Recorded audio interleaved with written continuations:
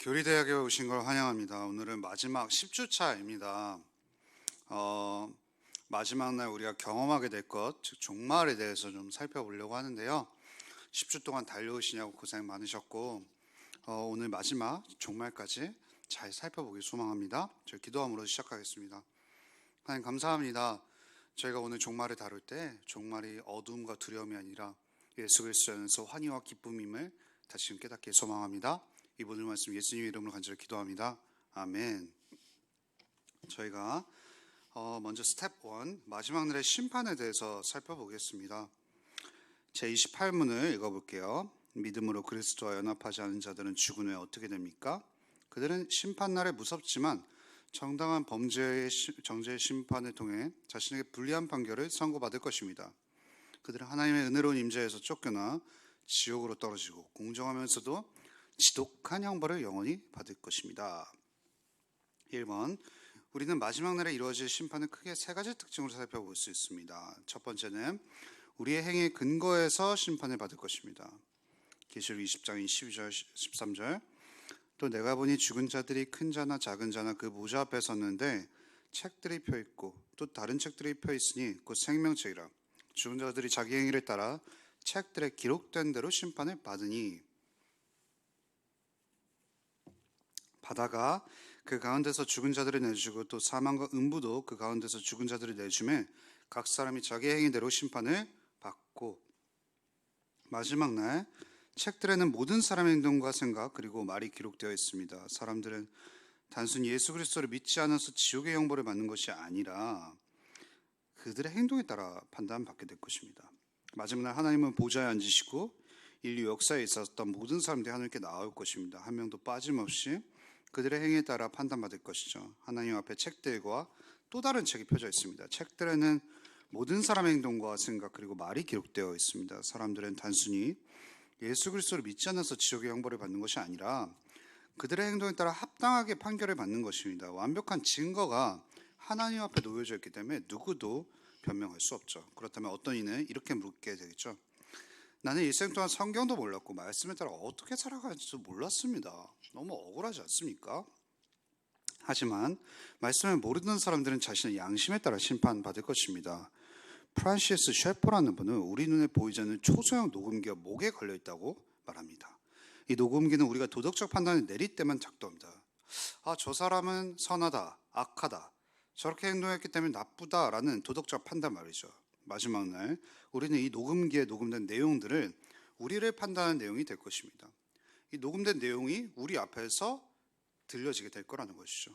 우리가 남에게 내린 기준과 판단들이 부메랑처럼 나에게 돌아올 것입니다. 우리는 나름대로 자신이 믿고 있는 바들이 있습니다. 저 사람 저렇게 살면 안 되는데 와 같은 판단 말이죠. 하지만 우리 중에는 나의 신념과 가치관 그리고 믿는 바대로 완벽하게 살아가는 이는 단 한 명도 없죠. 우리 각자가 내린 도덕적 판단 앞에 우리가 서야 할 날이 분명히 올 것입니다. 두 번째, 모든 일이 밝히 드러날 것입니다. 지으신 것이 하나도 그 앞에 나타나지 않음이 없고 우리의 결산을 받으시리의 눈앞에 만물이 벌거벗은 것 같이 드러나느니라.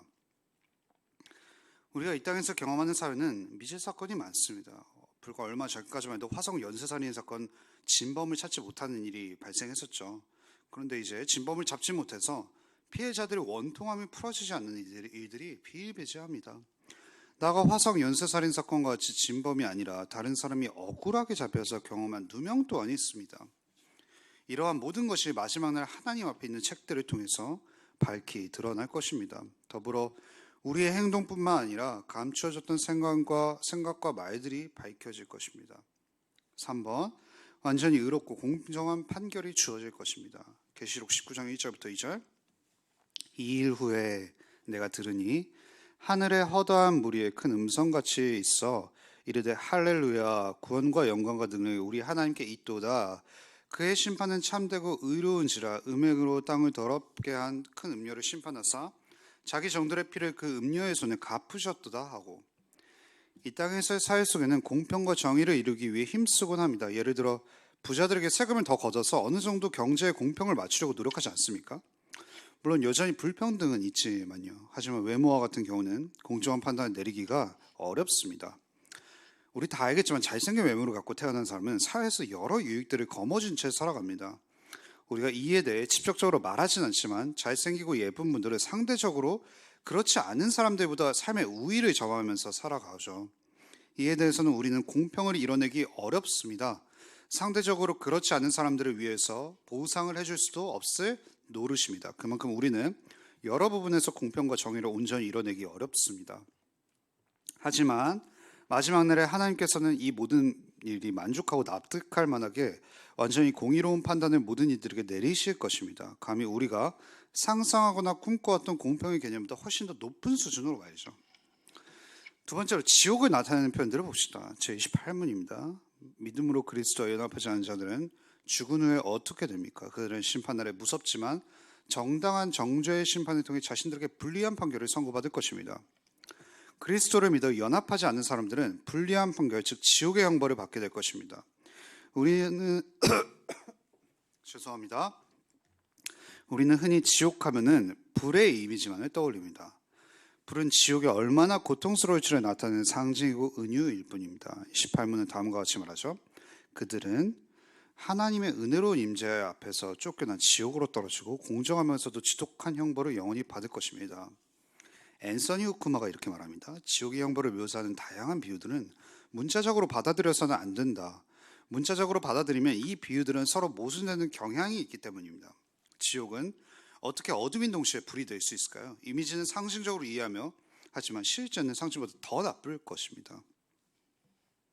나아가 성경은 지옥을 바깥 어둠이라고 표현하죠. 어떻게 불이 있는데 어둠이 있습니까? 불은 상징일 뿐이며 실제는 아닐 것입니다. 불은 하나님의 진노를, 바깥 어두움은 끔찍한 고독을 상징합니다.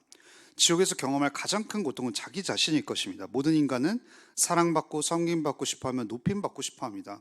하지만 지옥에서는 그 누구도 사랑하지 않고 섬기지 않으면 높이지 않습니다. 다 자기가 주인공이에요. 그러면 그 조연의 역할을 해줄 사람이 없는 거죠.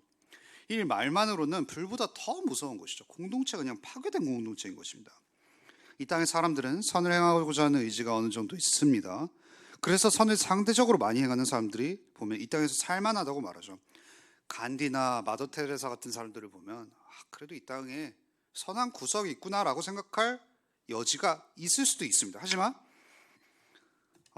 이는 인간이 선한 구석이 있기 때문이 아니라 어느 정도의 선을 행하는 것이 아닙니다. 악한 것밖에 없는 우리임에도 불구하고 일반 은총, 구원받지 않은 인간들에게도 베푸시는 은혜로 말미암아 그래도 이웃을 섬기고 사랑하게 하심으로 이 세상을 유지시키려는 하나님의 선한 계획임을 우리는 기억해야 합니다.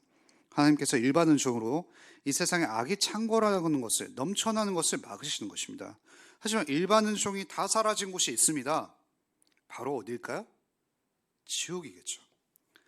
하나님의 은혜가 부재한 곳, 하나님의 은혜가 씨알 만큼도 없는 것이 바로 지옥입니다. 모든 인간이 최대치로 악해집니다. 그 악을 막을 수 있는 자는 아무도 없죠. 결국 지옥은 하나님의 진노 때문에 고통스럽기도 하지만 자기 자신 때문에 가장 고통스러운 것입니다. 모든 인간은 결국 행한 대로 심판받는다고요. 그렇다면 그리스도와 연합한 이들은 어떻게 될까요? 그리스도인들은 행위로 심판받습니다. 자기 자신의 행위가 아니라 누구의 행위일까요? 그리스도의 행위로요. 마지막 날 하나님 앞에는 책들뿐만 아니라 책 한 권이 있습니다. 바로 생명책입니다. 그리스도를 믿는 사람들, 그리스도와 연합한 사람들이 생명책에 기록되어 있습니다. 그리스도와 연합하지 않는 이는 자신의 행동으로 평가받지만 연합한 이들은 그리스도의 행동으로 평가받습니다. 그리스도의 행위로 근거한 그들에게 의롭다, 거룩하고 아름답다고 평가하는 것이죠. 그분께 영혼을 맡기시고 인생을 드리십시오. 자기 자신의 삶을 내가 있는 것보다 훨씬 행복합니다. 그분께로 나오시면 바로 여러분은 영혼이 의롭게 판단받을 것이죠. 저희 52문을 좀 살펴보겠습니다. 이제 새하늘과 새 땅 들어가겠습니다. 영생은 우리에게 어떤 희망을 줍니까? 영생은 타락한 이 세상이 전부가 아니며 곧 새로운 도성인 새하늘과 새 땅에서 하나님과 영원한 함께 그분을 즐거워하게 되리라는 사실을 일깨워줍니다. 우리는 모든 죄에서 완전하고 영원히 해방되어 새롭게 회복된 창조세계에서 새롭게 회복된 몸을 입고 살게 될 것입니다. 먼저 새하늘과 새 땅을 살펴보겠습니다. 우리는 단순히 천국이라 하면 다음과 같이 생각하는 경향이 있습니다. 앤서니 후쿠마가 말했습니다. 우리는 저 먼 우주 공간 어딘가에서 영원히 살면서 흰 옷을 입고 합부를 뜯고 노래를 부르며 이 구름에서 저 구름으로 날아다니지 않을까라고 천국을 오해하죠. 하지만 그는 다음과 같이 새하늘과 새 땅을 묘사합니다. 그와 반대로 성경은 우리가 영화롭게 된 부활한 몸으로 하나님을 찬양하며 살게 될 새로운 땅을 하나님이 창조하실 것이라 단언한다. 그러므로 우리는 그 새로운 땅에서 영원히 살면서 그 땅의 아름다움을 누리며 그 땅의 자원들을 탐험하고 그 땅의 보화를 하나님의 영광을 위해 사용하기를 소망한다. 하나님은 새 땅을 자신이 거할 처소로 만드실 것이고 하나님이 거하시는 곳이 곧 하늘이므로 우리는 새 땅에서 사는 동안 계속해서 하늘에서 살게 될 것이다. 하늘과 땅은 지금처럼 더 이상 분리되어 있지 않고 하나가 될 것이기 때문이다. 그러나 우리가 신자들의 최종 상태를 생각할 때 새 땅을 고려하지 않는다면 그것을 다가올 시대에 대한 성경적 가르침을 빈곤하게 만드는 것이다. 계시록 21장 1절 또 내가 새 하늘과 새 땅을 보니 처음 하늘과 처음 땅이 없어졌고 바다도 다시 있지 않더라. 문제는 예수님께서 새 하늘뿐만 아니라 새 땅도 이야기하십니다. 우리가 마지막 날 이 땅에서 경험하는 문화, 기술 같은 것들이 사라지지 않습니다. 이러한 모든 것들이 모든 것이 좋고 아름답고 영광스럽게 바뀔 것입니다. 그래서 존 파이퍼 목사님은 심지어 버거킹도 새로워질 것이라고 말합니다. 더불어 우리가 하는 일들 또한 영광스러워질 것이라고 하죠. 게임이나 일이 거의 구분이 안 될 정도로 재미있을 때가 있잖아요. 그러한 즐거움이 계속되는 기쁨과 행복을 경험할 것입니다. 하늘과 땅이 하나로 만나서 영원히 우리는 예수 그리스도와 함께 온 땅을 통치하면서 살아가는 것입니다. 계시록 21장 5절 보좌에 앉으신 이가 이르시되 보라 내가 만물을 새롭게 하느라 하시고 또 이르시되 이 말은 신실하고 참되니 기록하라 하시고 원래 창조하신 것보다 훨씬 더 아름답고 영광스럽게 만물이 갱신될 것입니다. 이 세상에서 최고의 부자에게 최고의 전용기가 있다고 해봅시다. 그런데 어느 날 전용기가 비행 중 불의의 사고로 산산조각 났다고 합시다. 그러면 그 부자의 자연스러운 마음은 새로운 전용기를 구매하는 것입니다. 그런데 부자가 산산조각 난 전용기의 잔해들을 모두 다 모아서 회복시키려고 한다고 해봅시다. 많은 이들이 비웃을 것이죠. 사람의 머리와 기술로는 이전만큼 회복시키는 것도 불가능할 것입니다. 하지만 부자가 잔해들을 다 주어서 원래 있던 것들보다 훨씬 더 아름답고 괜찮게 만든다고 합시다. 이 얼마나 놀라운 일일까요? 예수님께서 죄로 어그러진 이 세상을 마지막 날 폐기 처분하는 것이 아니라 망가진 만물을 회복시켜 이전보다 더 아름답게 만들 것입니다. 죄로 인해 망가지고 오염된 것들을 예수 그리스도의 죽으심과 부활로 인해 이 모든 것들을 구원해 주십니다.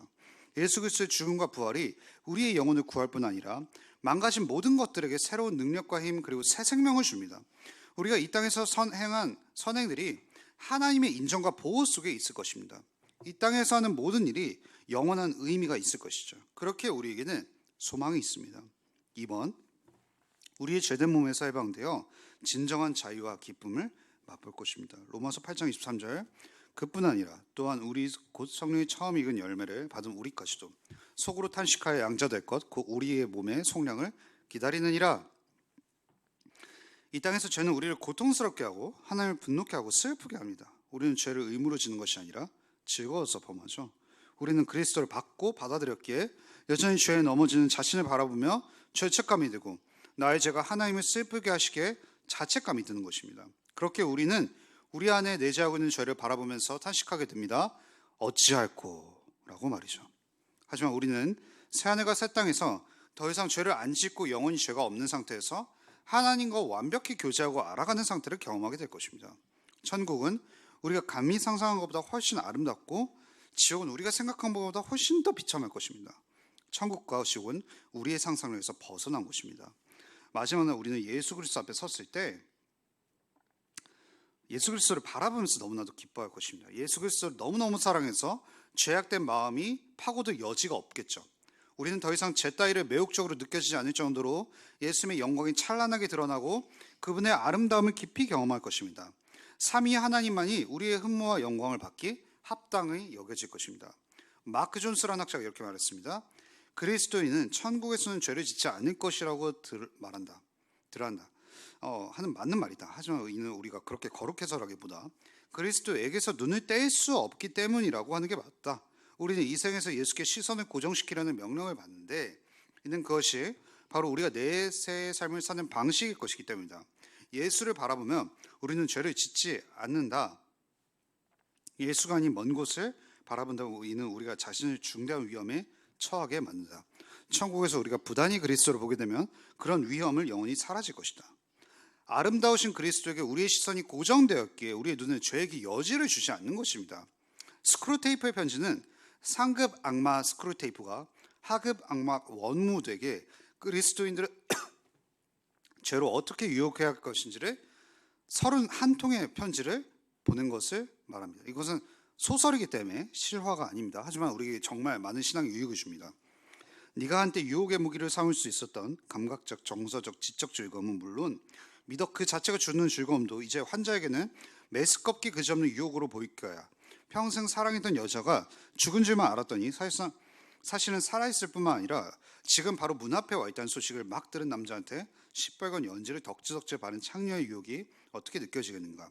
환자는 고통과 쾌락이 유한한 가치를 뛰어넘는 세계, 우리의 산소가 먹혀들지 않는 세계로 힘쓰려 들어간 게야. 여기서 우리는 다시 한번 불가사의에 마주한다. 더 이상 사탄은 우리를 유혹할 수 없습니다. 죄로. 이것이 마지막 날 그리스도인들이 겪게 될 운명입니다.